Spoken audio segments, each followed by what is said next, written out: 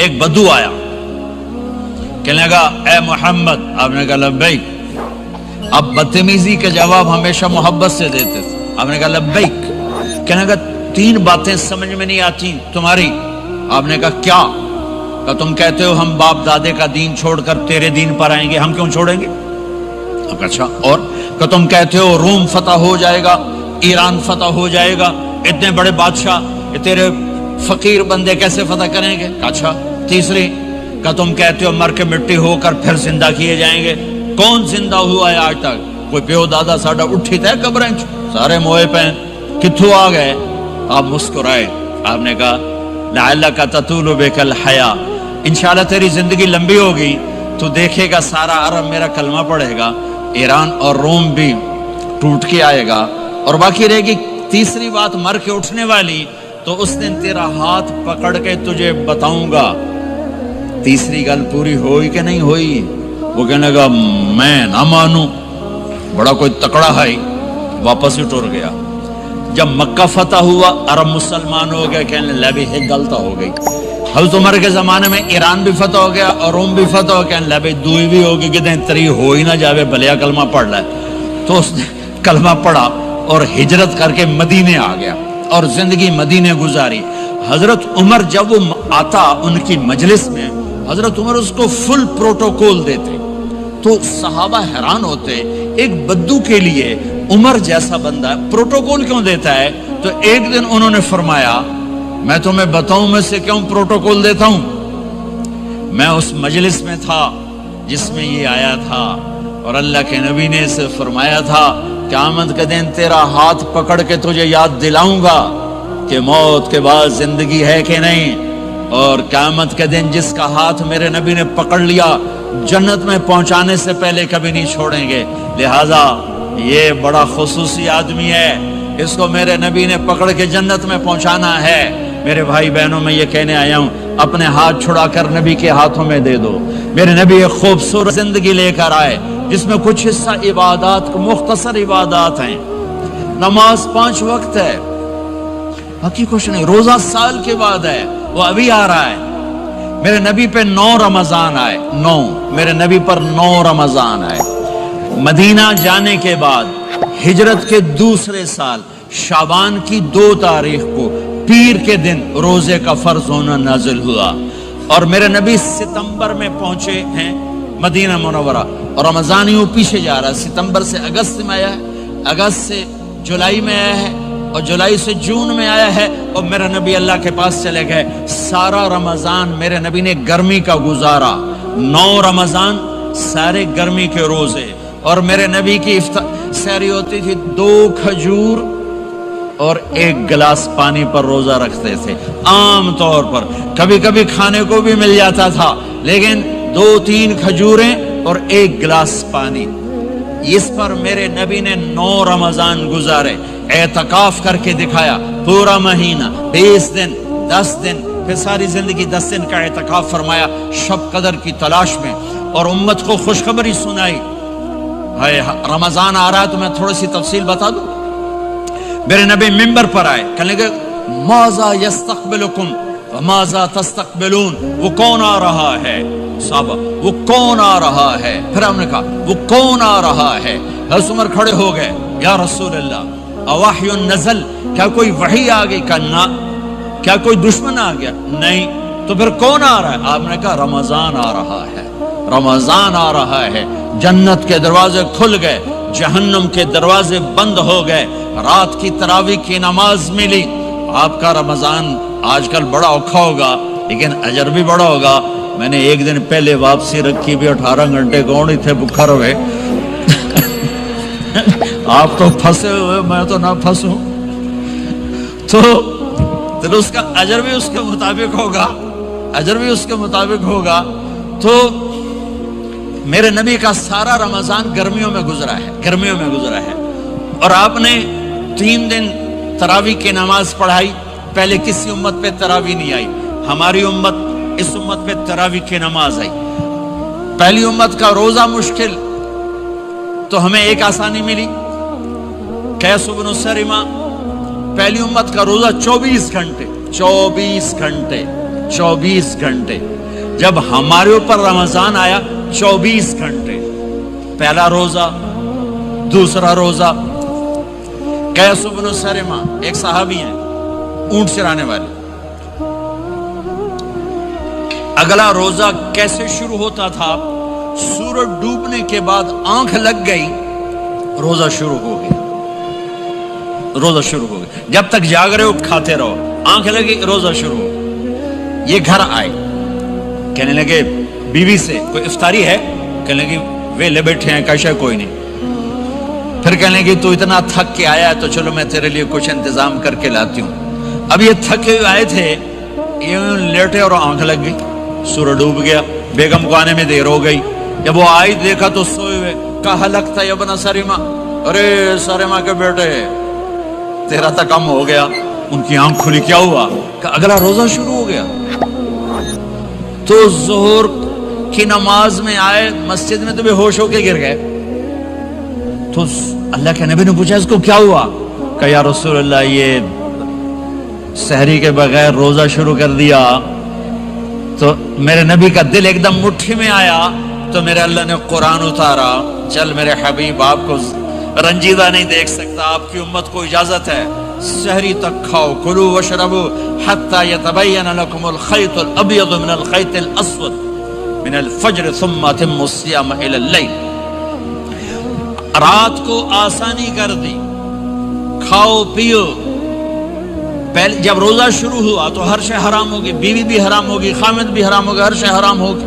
ایک دو واقعات اس طرح اوپر نیچے آئے کہ میرے رب نے سارا نظام بدل. ایک اور بدو آ گیا، یا رسول اللہ میں تو مارا گیا.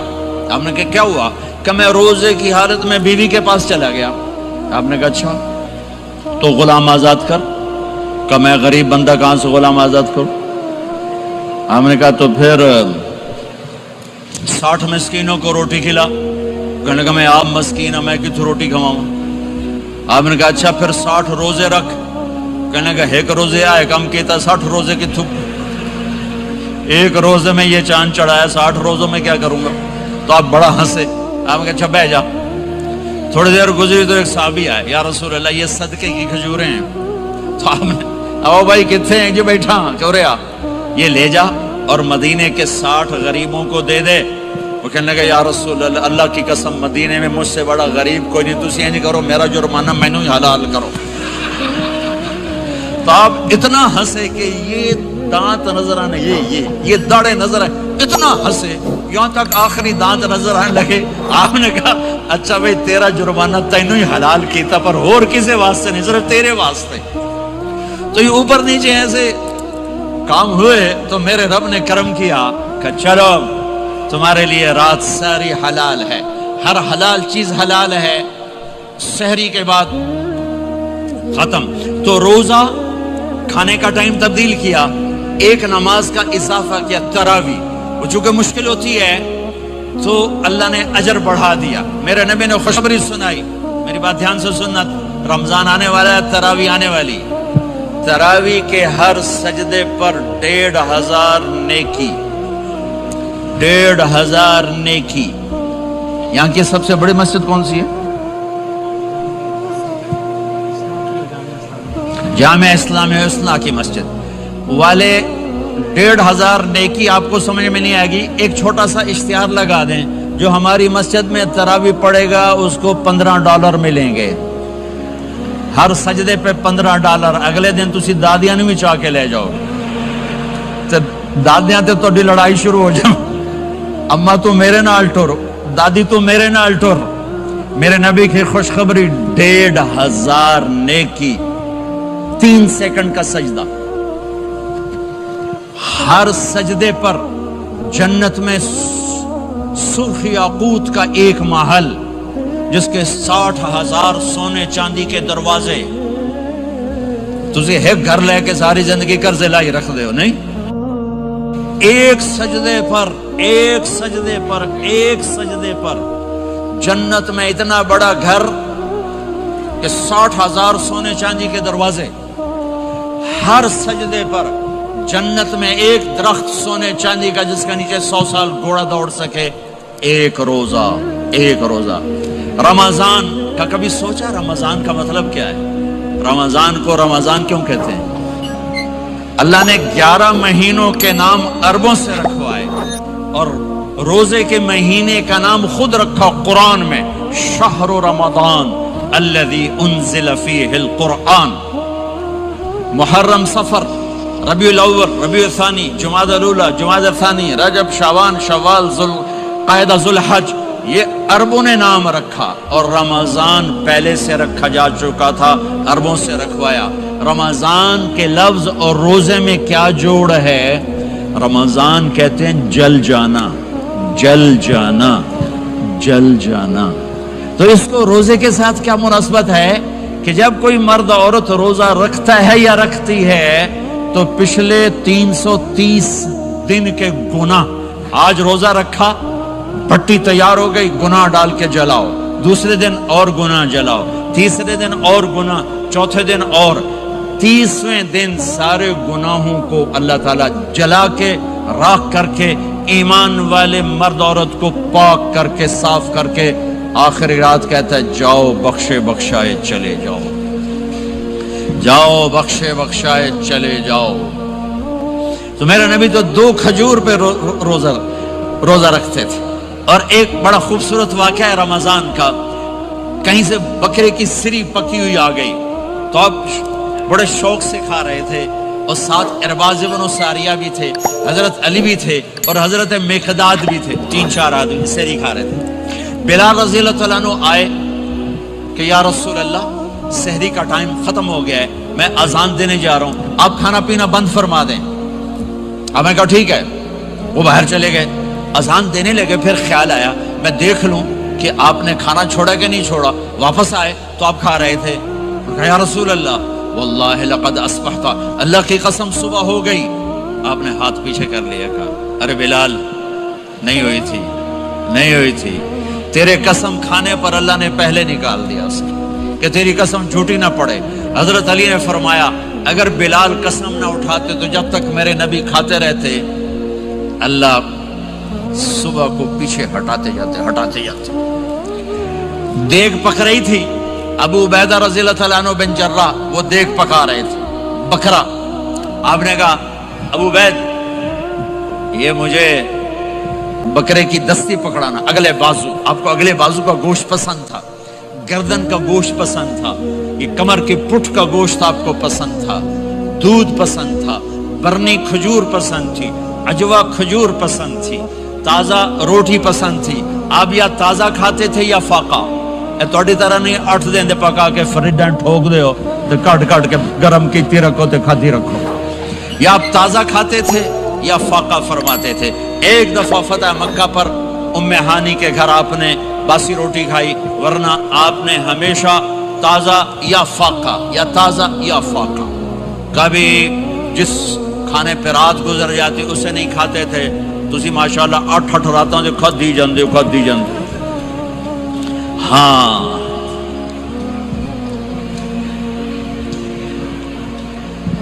تو کہنے لگے عبید یہ دستی پکڑانا، تو انہوں نے ایسے بکرے کا بازو نکال کے پورا آپ نے یوں پکڑا، نوچ کے پھینکا، کہ دستی پکڑانا، آپ نے انہوں نے یوں نکالا ڈوئی سر، آپ نے پکڑا، کھایا، کہا مجھے بکرے کا بازو دستی پکڑانا، کہا یا رسول اللہ بکرے کی 2 ہی ہوتی ہیں۔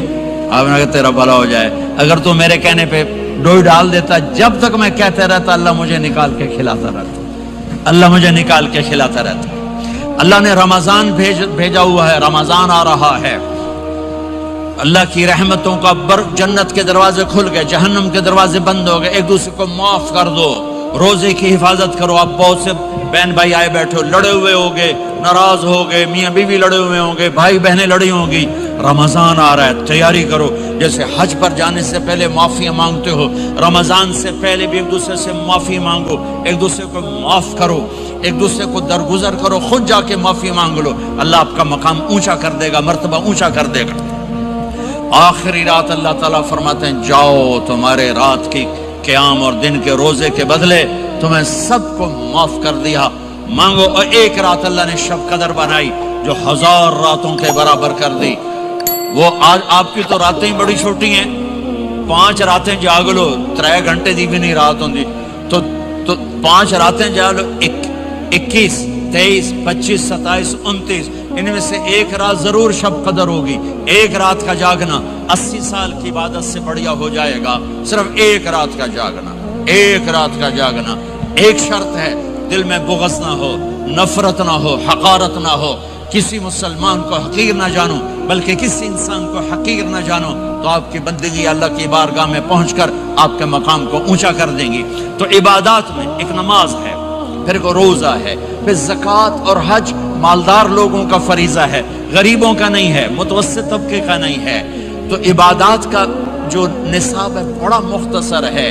5 نمازوں پہ کتنا وقت لگتا ہے, روزے سال کے بعد آتے ہیں, گنجائش ہے, بیماروں بعد میں رکھ لو, مریضوں بعد میں رکھ لو, زکوٰۃ سارے سال میں کسی وقت دے دو, حج زندگی میں کب کسی وقت کر لو. یہ ایک چھوٹا سا نصاب ہے.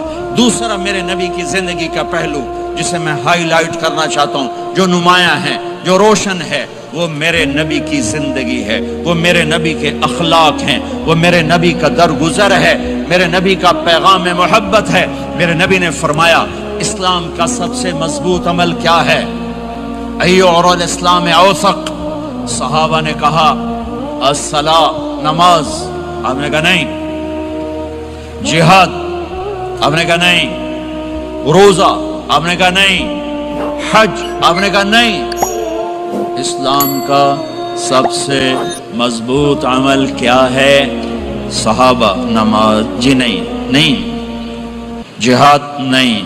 روزہ نہیں. حج نہیں. اچھا یا رسول اللہ پھر کیا ہے؟ سنو اور سے توجہ سے. میرے نبی نے فرمایا اسلام کا سب سے مضبوط عمل آپس میں محبت کرنا ہے. اللہ کے لیے محبت کرنا ہے. اللہ کے لیے محبت کرنا ہے. اللہ کے لیے محبت کرنا ہے. اسلام پیغام محبت ہے. میرے نبی کی زندگی محبت کی پوری تصویر ہے. کسی سے نفرت نہیں, بغض اللہ کے لیے, محبت اللہ کے لیے. یہ اسلام کا سب سے مضبوط عمل ہے. میرے بھائیوں, میری بہنوں, اب دور دراز جگہ میں ہو, اب آپ یہیں کے, جن کے پاس پاسپورٹ ہیں وہ یہیں کے شہری ہیں. یہ آپ کا دیس ہے, یہ آپ کا وطن ہے, اسے محبت سے بھرو. پاکستان کی نفرتیں یہاں نہ زندہ کرو, ہندوستان کی نفرتیں, بنگال کی نفرتیں یہاں مت زندہ کرو. آپس میں امت بن کے رہو, مذہب کے نام پہ مت لڑو. یورپ میں یہ آگ لگی ہوئی ہے, میں بہت عرصے کے بعد آیا ہوں, مجھے نہیں پتا کہ یہاں مذہبی نفرت ہے یا نہیں ہے, لیکن چونکہ یورپ میں بہت دفعہ جانا ہوتا ہے, ہر سال ہوتا ہے, وہاں یہ جھگڑے, نفرتیں, ہماری مسجد, تمہاری مسجد, ان کے پیچھے نماز نہیں, ان کے پیچھے نماز نہیں, یہ تو مسلمان ہی نہیں, یہ تو گستاخ رسول ہیں, یہ وہابی ہیں, یہ کافر ہیں. دیکھو میں ہاتھ جوڑتا ہوں, امت بن کے رہو, امت بن کے رہو, مومن بن کے رہو, مسلم بن کے رہو, مومنہ بن کے رہو, مسلمہ بن کے رہو. اختلاف رائے کو برداشت کرو. یہاں چاند کے مسئلے میں اختلاف ہوتا ہے, روزے کے ٹائم میں اختلاف ہوتا ہے. علماء سے کہتا ہوں اس اختلاف کو مٹھاؤ, جس میں سہولت ہو سارے وہ لے لو.